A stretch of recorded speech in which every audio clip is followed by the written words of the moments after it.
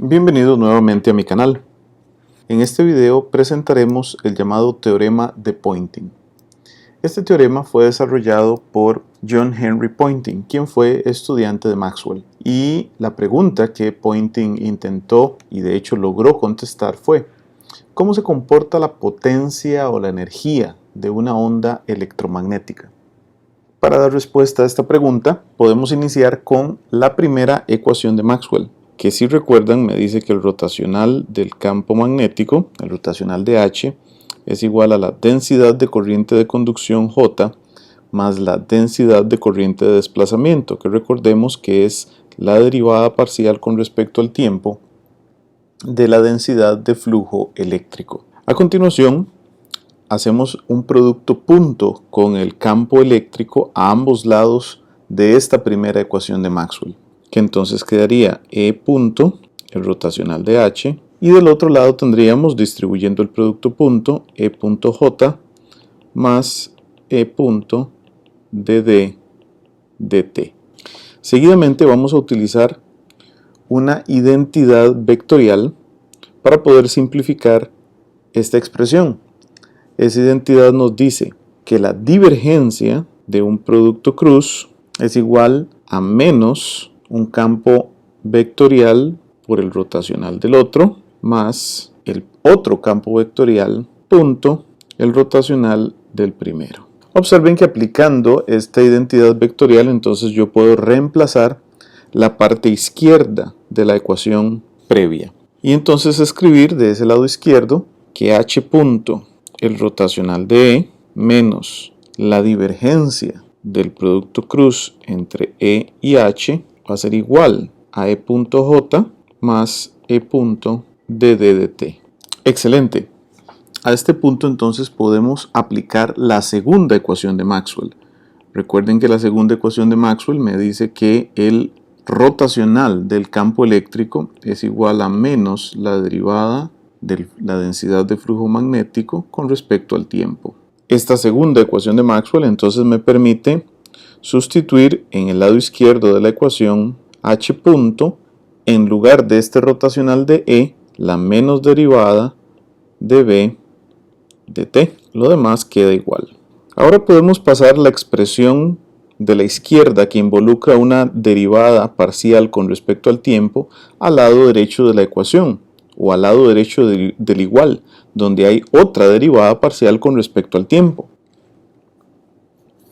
Antes de seguir simplificando la expresión, examinemos solamente uno de sus términos, el término E punto dd dt.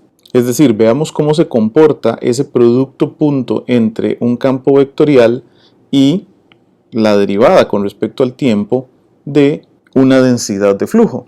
Podemos reescribir esta expresión E punto dd dt de la siguiente forma.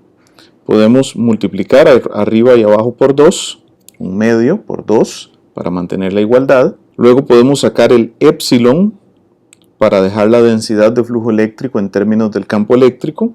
A continuación podemos ver que la parte específicamente de 2 veces el campo eléctrico punto la derivada de él mismo con respecto al tiempo, lo puedo expresar como una suma de dos términos iguales. Puesto que el producto punto es conmutativo, entonces yo puedo primero poner la derivada y hacer luego el producto punto con el campo eléctrico en el primer término de la suma y dejarlo como estaba en el segundo término de la suma. ¿Por qué quiero hacer esto? Porque observen que así, escrito de esta manera, reconozco la forma en que está planteada la suma en esos paréntesis cuadrados. Observen que tenemos la derivada de algo por ese algo sin derivar más ese algo sin derivar por la derivada de algo. ¿Les suena familiar? Por supuesto que sí.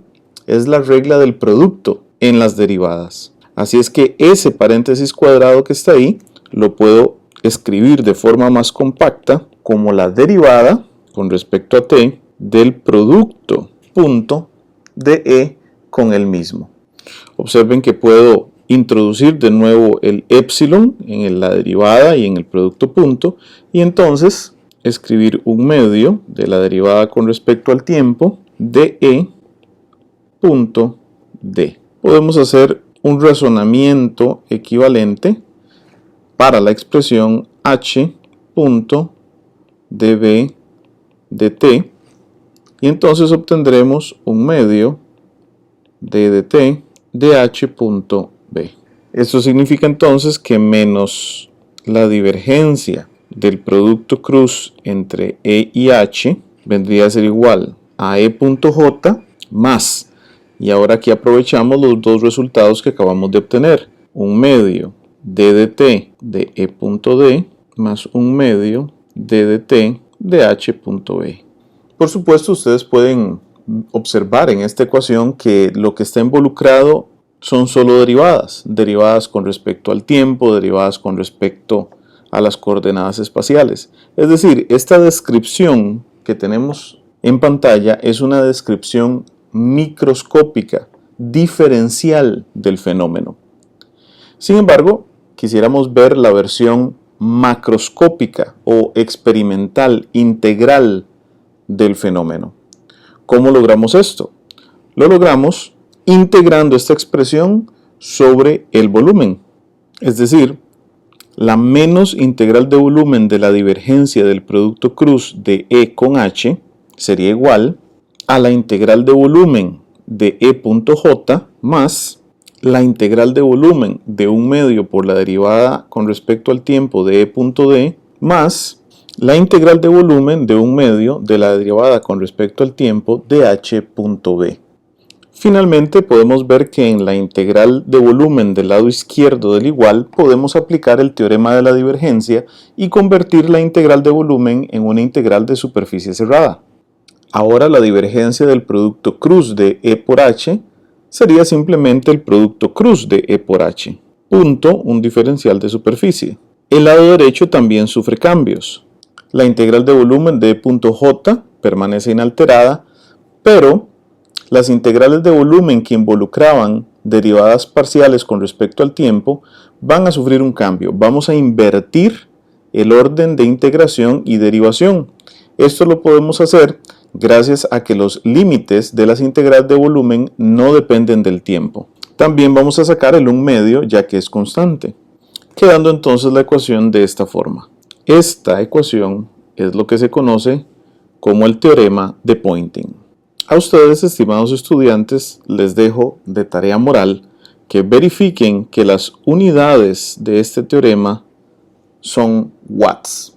En el video siguiente detallaremos un poco más este teorema de Poynting y derivaremos lo que es más familiar en el ámbito electromagnético en ingeniería, que es el vector de Poynting. Hasta entonces.